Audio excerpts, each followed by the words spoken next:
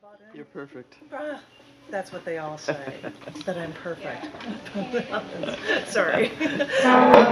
Usually when I come here, I have a new issue to show off of the magazines. I've already done that, but I also have issue collection books. So I was just going to start reading things from this one. This is a cc&d September to December 2017 issue collection book, and it's called Language of Untamed Spirit. And I love finding odd pictures to use for covers like this. And so I've got a bunch of different pieces in this, and depending on, well, if Trevor's even around, or if somebody says, oh yeah, this should be your last, or whatever. I mean, I've got a lot of material in here I could go through, so I'm just going to pick them throughout this book. They're from different things. This first one is called Zenith in the Night Sky. Once we were sitting outside looking at the night sky. There were no towns around us for at least 40 miles, and there was not a single cloud in the sky. It was absolutely amazing. You could see the Milky Way very clearly, and you could easily see so many constellations. I've never seen that many stars in my life. After staring at the zenith of the night sky for a while, someone finally spoke. Looking up at these stars, doesn't it make you feel so insignificant? My eyes must have turned into saucers, looking up in the night sky with this grin that I couldn't remove from my face. Not at all. I could never think that. Well, how could you not? He said. And that's when I told him that I can't look at my life as insignificant. If I did, I wouldn't want to excel in life. I would have no reason to continue. Because the line, doesn't it make you feel so insignificant, sounds like it should be followed with, doesn't it make you feel so worthless? And I can't function that way. The night sky is so inherently beautiful. The night sky is so aesthetically pleasing. I look at these stars and I fall in love. I look at these stars and I think about the science. We could learn from this. I love to see the constancy of the stars in the night sky. These were the same stars I saw when I was a child in my lifelong love of astronomy. I love the understanding we gain about our world by studying other planets and stars and galaxies. And I love the fact that I am on one of those planets and that I have this ability, this unique opportunity to be a part of this scientific love affair. But then it occurred to me, traveling around the Earth and to see the sights is one thing, but what about up there? I mean, I know I can't afford a flight to outer space, but why not take a trek toward the Arctic Circle and see the aurora borealis?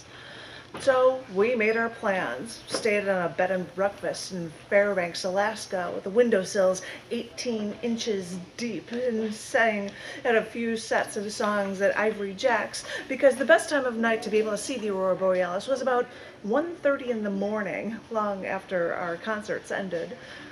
Yes, it was bitter cold, and I was bundled up, but I really didn't care. I'd take pictures anyway, even though the photos could never emulate the dancing solar winds of our magnetosphere colliding into our atmosphere. But with that collision, what a light show it made. One man who lived for years in Alaska shared with me that he told his family that he would leave here when he lost his love for the aurora borealis. I know exactly what he means. I'm picking right at, this one. This is a haiku in here called Eminence. You're the eminence of hopes and dreams, strength and drive. You fight the good fight. And now we'll have a complete change of pace to this prose piece, very one-page prose, called Driving by His House. I know it's pretty pathetic of me. I don't know what I'm trying to prove. I don't even want to see him again. I don't want to have to think about him. I don't want to think about his big eyebrows or the fact that he hunched over a little when he walked or that he hurt me so much. I know it's pretty pathetic of me, but sometimes when I'm driving, I'll take a little detour and drive by his house. I'll just drive by. I won't slow down. I won't stop by. I won't say hello. I won't beat his head in. I won't even cry. I'll just drive by, see a few cars in the driveway and no signs of life through the windows, and then I'll just keep driving. I don't know why I do it. He never sees me, and I never see him, even though I thought I never wanted to see him anyway. When I first met him, I wasn't afraid of him. Now I'm so afraid I have to drive by his house every once in a while, just to remind myself of the fear. We all like the taste of fear, you know, the thought that there's something out there stronger than us, the thought that there's something out there that we can beat, even if we have to fight to the death. No, that can't be it. No, it just can't be. No, I don't like this fear. I don't like it. But I don't want to be driving by. I want to be able to think that I can just go on with my life, to not think about it. I want to be strong again. I want to be strong. So today I did it again. I haven't done it for a while, to drive by his house, but I did it again today. When I turned onto his street, I put my sunglasses on in case he saw me and he couldn't tell if I was looking. And then I picked up my car phone and acted like I was talking to someone. And I drove by holding my car phone, talking to my imaginary friend, trying to unobviously glance to the house on my left. There's a lamppost that's a glass ball. I always thought it was ugly there. This time, 3 cars were there. One of the cars could have been his. Through the front window, no people, no lights. I drive around the corner, take a turn, and get back onto the road that I was supposed to be on. One day, when I'm driving by and I get this feeling again, that feeling like death, well then, I just might do it again. Different moods. I'm going to skip a couple of these. For National Poetry Month last year, I had a show at the Baha'i Center, and I decided to write all erasure poems for it. An erasure poem is where you take a document, well-known thing, and you erase certain words. You block them out, and you come up with something of your own from it. I did it from a Hitler speech. I did it from the Declaration of Independence. I did it from words from Casey Anthony after the death of her infant daughter. I'm not going to show those. I did ones of doing it off of a poem. When I visited India, and you get to hear an explanation. I was in Visakhapatnam, India, and along the shore they had statues of people, and 2/3 of them would say warrior and poet, freedom fighter and poet. and one of them was a guy, and it said, he was a commander of modern Telugu poetry.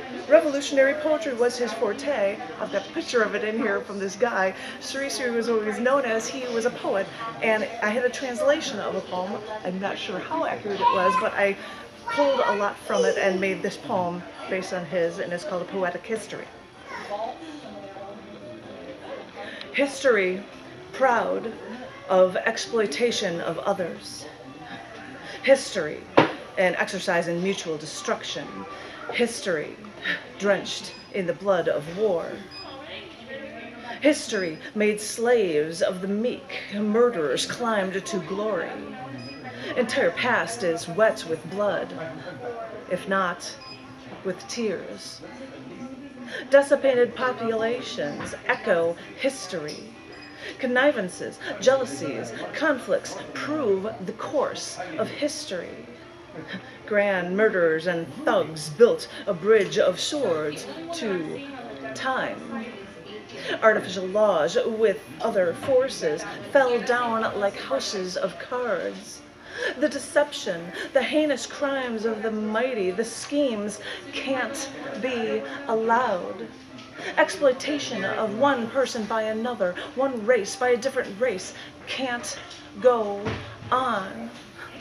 All the downtrodden peoples, the different races of all continents will broadcast in one voice the true nature of history. Which battles took place? Which kingdoms lasted how long? The dates, the documents, these are not the essence. Stories hidden under the dark corners of history are wanted. Truth can't hide by being hidden.